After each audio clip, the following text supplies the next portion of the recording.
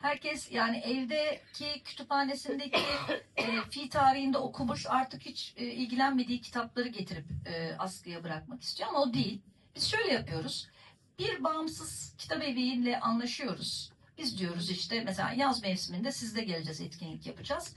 Oradan satın aldığınız kitapları askıya bırakabiliyorsunuz. Yani bir taşla iki kuş vurmuş oluyoruz. Hem o bağımsız kitap evini desteklemiş oluyorsunuz, hem de oradan satın aldığınız kitaplarla lise ve üniversite öğrencileri için askıya kitap bırakıyorsunuz. Mesela İstanbul dışında yaşayan bizim kitap kurtları üyelerimiz de var. Yurt dışında yaşayanlar var.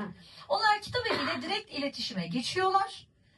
Ya istedikleri kitabı askıya bırakıyorlar, bir ücret gönderip, ya da diyorlar ki biz size şu kadar bir ücret gönderelim, siz bizim için askıya bırakın. Yani askıda kitap birazcık yanlış anlaşılıyor. En çok da bunu açıklamak durumunda kalıyoruz. Ben